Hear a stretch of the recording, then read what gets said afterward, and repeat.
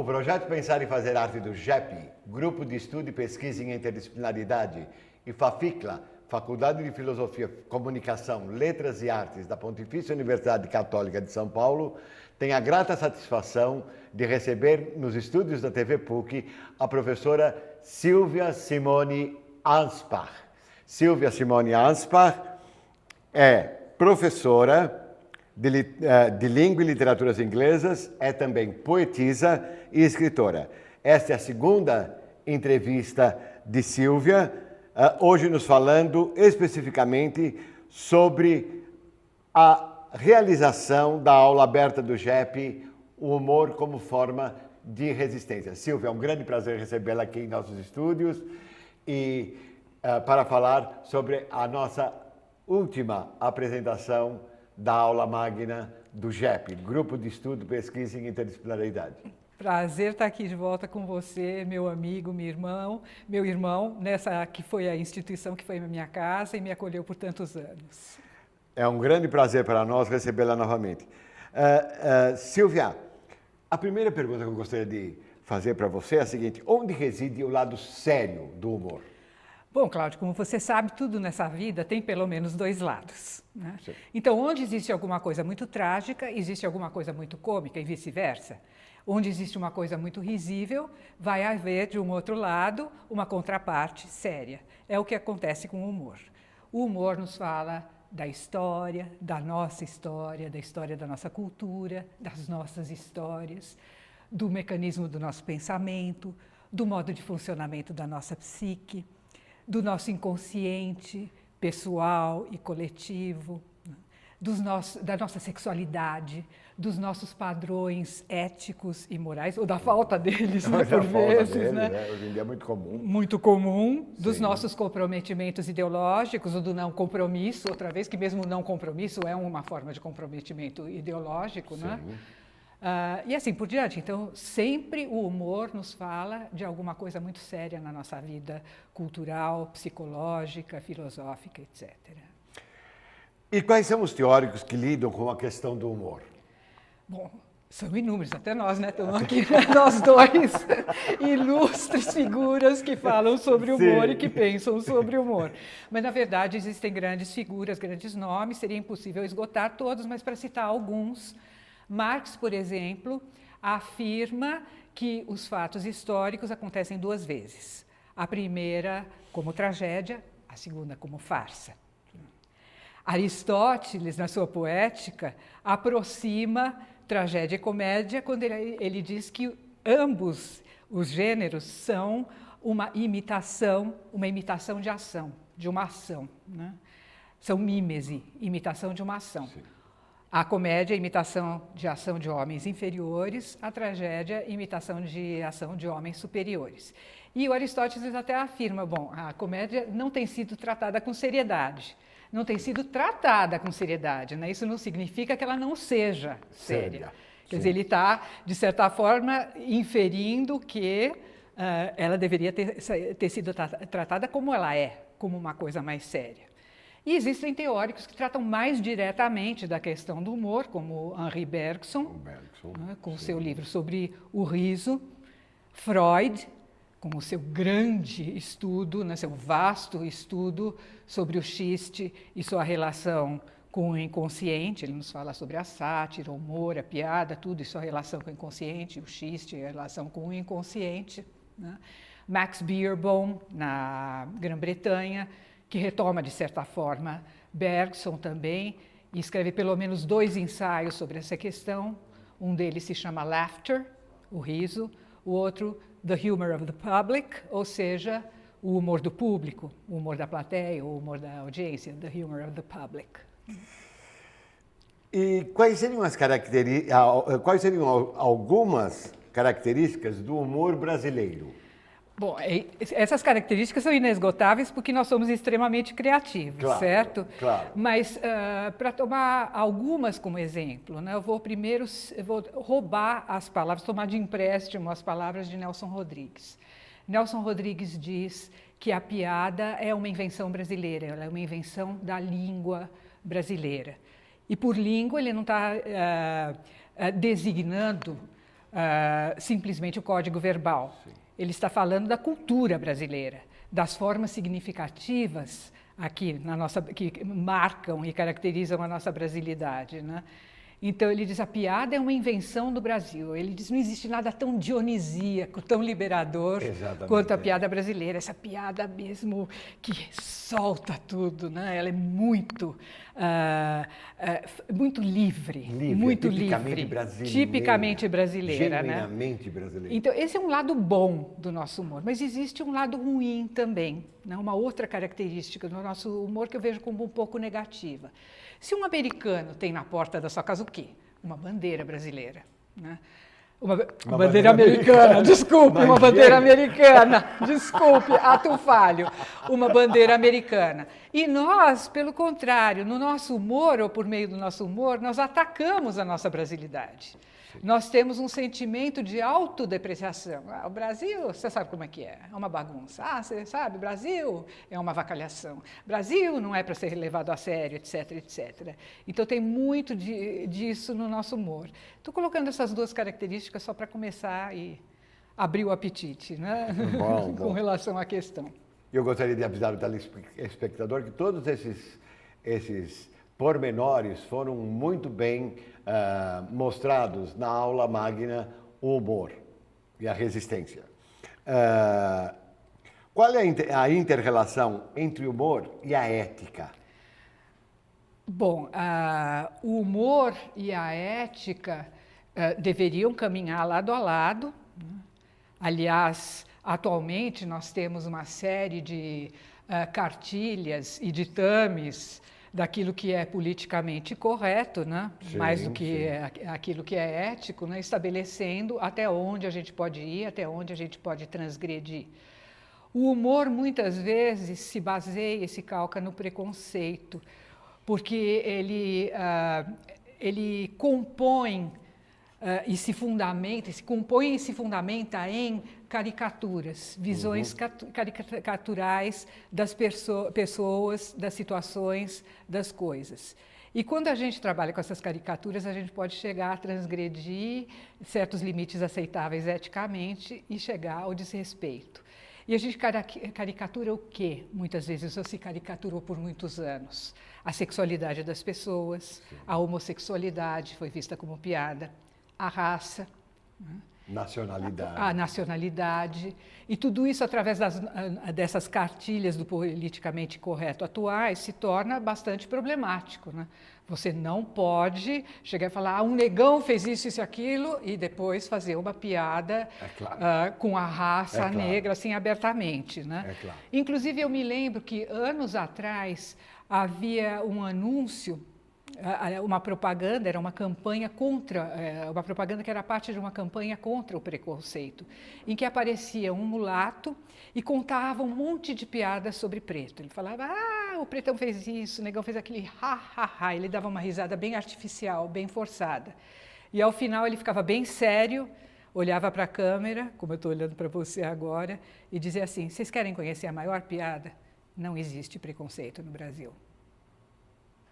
Quer dizer, um belo tapa na cara mesmo, né? Através de uma piada. Através de uma série de piadas, ele mostrou, vocês vejam que país é esse, que mente, que não existe preconceito, que tem padrões éticos tão claros e que transgride o tempo todo. Hoje, o preconceito racial, por exemplo, ou a homofobia se tornaram crimes inafiançáveis. Sim. Então, ao se fazer piada com isso, os padrões éticos devem obrigatoriamente ser seguidos, porque são uma questão de lei, não apenas de ética. Exatamente. Então, as pessoas estão tendendo a tomar mais cuidado. E como todos esses aspectos vêm evoluindo na história do humor brasileiro? Quais aspectos? A questão do preconceito, tudo, na verdade, da raça, etc. Bom, eu vejo o seguinte... Como é que o brasileiro faz piada? Como eu falei, de início era muito mais liberado, liberador e dionisíaco, e agora a gente tem que seguir não apenas os padrões éticos que deveriam ter sido seguidos desde o começo, claro, né? Mas agora a lei e os padrões e cartilhas do politicamente correto determinam que devem ser seguidos de qualquer maneira, caso contrário, há sanções, há punições. Mas, se a gente pensar na evolução do humor brasileiro através dos tempos, há outras questões a serem pensadas. Sim, sim. O humor, inicialmente, ele era mais voltado para a questão sexual, a pornochanchada, por muitos anos, né? Foi uma tônica no nosso cinema, nas nossas piadas. Precedido pelo teatro de revista também. O teatro de revista Sim, e tudo mais. maravilhoso. E cada vez mais gradualmente, o humor foi se tornando mais responsável. E nós estamos agora chegando a um humor mais politizado, né? Existe muito de um humor mais político atualmente, né? E que, logicamente, exige muito mais perspicácia, vamos dizer assim, né? E um Não é tão direto, repertório um maior, repertório, né? a fim de que seja entendido. Que seja entendido, não, que seja introjetado, vamos dizer assim, né? E a inter-relação do humor e o preconceito? Eu acabei de falar disso, né? Eu acabei de falar nisso, dizer, né? Acabei de falar nisso, dei alguns exemplos, né? Essa questão do humor. Porque todos nós somos preconceituosos. Exatamente. Mas como é que a gente, por e exemplo... no humor era justamente, o humor era calcado nos preconceitos, ele reforçava os preconceitos originalmente, mas agora com as questões, com as novas sanções e a maior conscientização, o preconceito se torna um elemento a ser evitado e abolido, né? Na medida do possível, né? Graças a Deus. E eu acho que a gente também tem que se autocorrigir, não é? Porque todos nós somos preconceituosos. De uma maneira ou de outra, nós somos preconceituosos. Mas eu acho que com o nosso autoconhecimento, nós temos que trabalhar sempre isso a fim de saber o que é politicamente correto, o que deve ser feito e o que não deve ser feito. Tá certo? Isso é uma coisa bem interessante que você colocou, porque o Luiz Felipe Pondé, num dos livros dele, que eu não me lembro do nome do livro, mas é maravilhoso, um livro de crônicas, ele diz, essa questão do politicamente correto, ela é muito superficial, na verdade. Porque, na verdade, como você falou, a gente já deveria saber o que é correto. Isso é uma questão moral e ética. Sim. E não de cartilha do politicamente correto. Não adianta, eu diria, elaborando um pouco essa ideia do Pondé, você falar assim, eu não tenho preconceito, né? E eu vou e ponho fogo num índio no meio da rua, como se faz aqui. Exatamente. Né? Ou num morador de rua, também falar, não, ele é só um mendigo. Ou espanca um gay na Avenida Paulista. Então, o que adianta você ser politicamente correto e não ter os padrões éticos para se comportar de maneira adequada numa situação assim, né? Sim. E a inter-relação entre humor, repertório, cultura e experiência? Bom, como a gente já tinha começado a falar, sem repertório é impossível as pessoas compreenderem uma piada ou fazerem humor adequadamente, né? A relação entre o humor e o repertório cultural é uma relação necessária. Tanto que é praticamente intraduzível o humor de uma língua para outra, porque você tem que traduzir o sistema cultural todo de referências a que aquele humor alude ou se refere explicitamente. Então, eu lembro que por muitos anos a gente dizia, americano é tão tonto, faz outra vez o preconceito, né? Faz umas piadas tão idiotas que a gente não consegue entender. Não, idiotas éramos nós que não conseguimos fazer a tradução do sistema cultural deles para o nosso sistema. É que o sistema, aquilo que é um código do que é risível para um povo e para o outro, é variável. E o sistema de referências é extremamente complexo e variável. Eu vou dar um exemplo. São culturas diferentes. São culturas diferentes. Eu vou dar um exemplo. Woody Allen, um dos maiores criadores do nosso cinema, acabou de lançar um filme que eu assisti agora essa semana, maravilhoso, que é o Blue Jasmine. Maravilhoso filme. Esse filme, ele todinho é calcado sobre um sistema de referências que é o sistema teatral norte-americano. Ele é uma releitura poética, belíssima, do bonde chamado Desejo, de Tennessee, A Streetcar Named Desire, do Tennessee Williams, né? Uma das peças uma das peças clássicas e é considerada a peça do século XX, a maior peça do século XX por muitos, né? Se uma pessoa vai ver esse filme do Woody Allen e não assistiu ou não leu Ou A não Streetcar leu o filme. Named Desire, ela não vai entender quais são todas as referências que ele faz. Claro. Outra coisa, o Woody Allen trabalha com Freud o tempo todo. Os filmes dele sempre se calcam em algum sistema de referência. Muita gente diz que o Woody Allen não tem graça. Não é que ele não tenha graça. Ele você precisa de um repertório que possibilite. Ele tem erudição Claro, demais. claro. Sonhos Eróticos de uma Noite de Verão, Verão, belíssimo. A Midsummer Night's Sex Comedy, baseada em Sonhos de uma Noite de Verão, Verão de Shakespeare. Ele se baseia em Dostoiévski, Crime e Castigo, pelo menos 2 vezes. Uma delas no filme Match Point. Quem não leu Crime e Castigo, boia. Boia. Não entende. Poderosa Afrodite, tragédia grega. Sim, Né? sim. The Sleeper, Mayakovsky. Mayakovsky. Né? Então, Zelig, ele se baseia em toda a tradição do documentário e num dos maiores filmes da história, que é o Cidadão Kane, e assim por diante.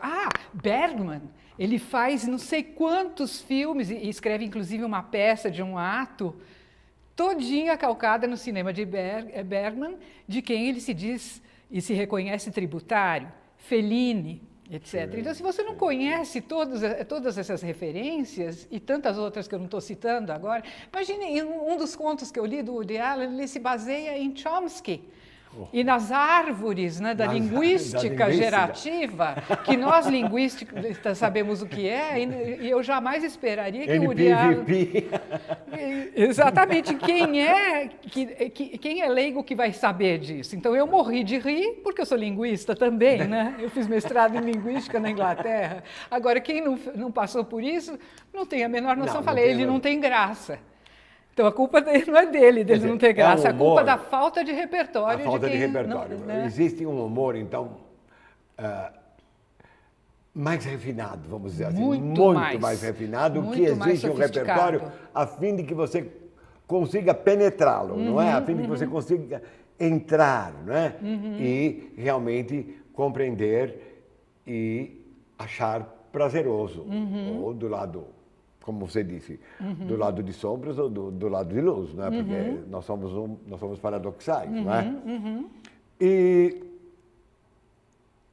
da seleção feita para você construir a aula humor e a resistência, que características emergem? O que você usou? Como é que você fez? Em primeiro lugar, você está sendo bem modesto. Não fui eu que fiz essa seleção, né? Quem fez a seleção prévia foi você.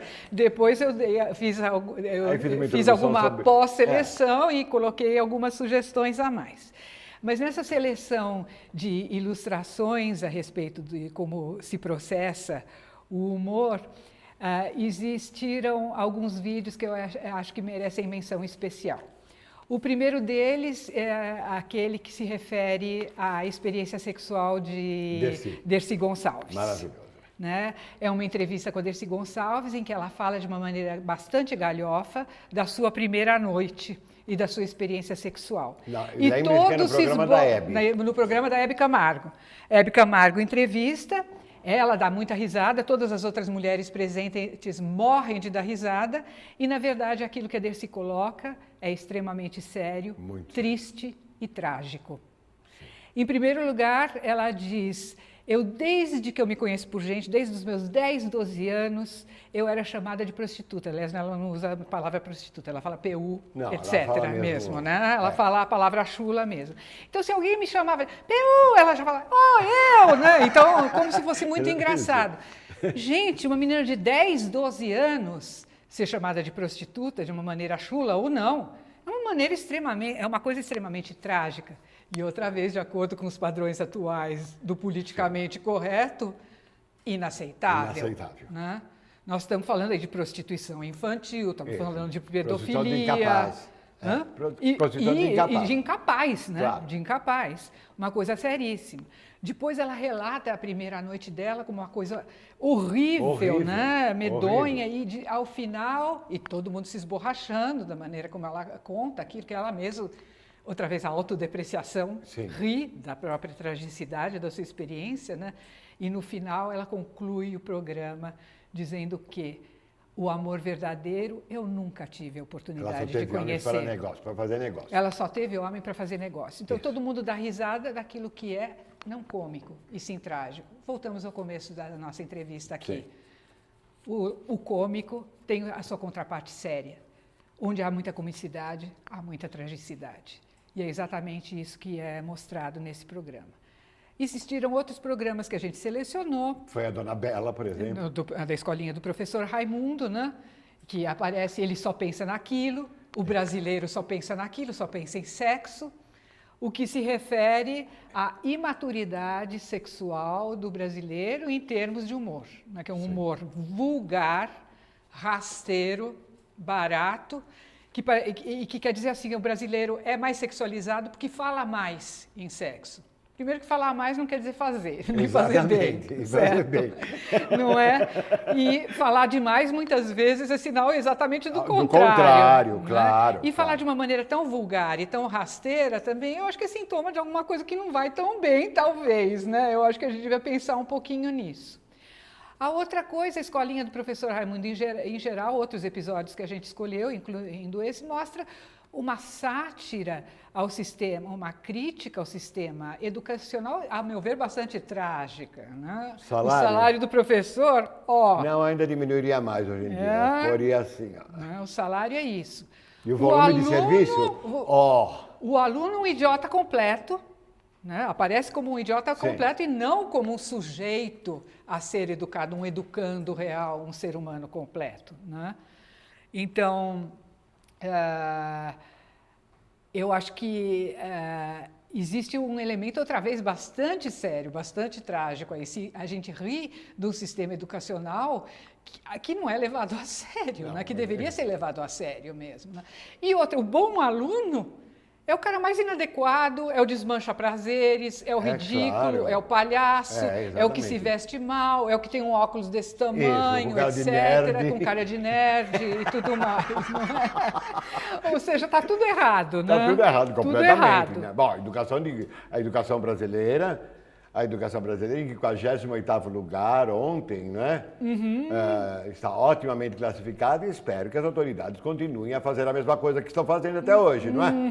Até parece, né? Até parece. A mesma porcaria que estão fazendo até hoje. Então, e o programa de televisão mostra essa falta de consciência Claro, mesmo, é falta de né? consciência. Quem estuda muito é ridículo, né? O professor tem um salarinho desse tamanho, o aluno é um indivíduo, um idiota que não vale a pena se investir absolutamente nada.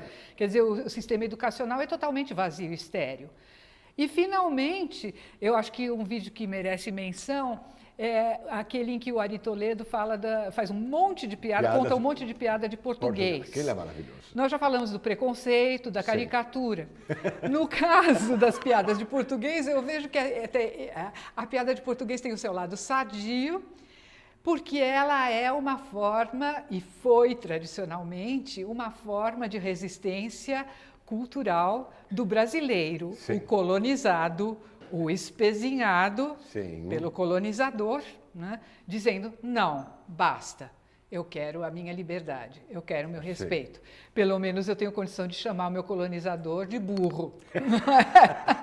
É uma forma de liberação, é uma forma de reverter e inverter essa situação de opressão de que eu fui vítima há tanto tempo, né?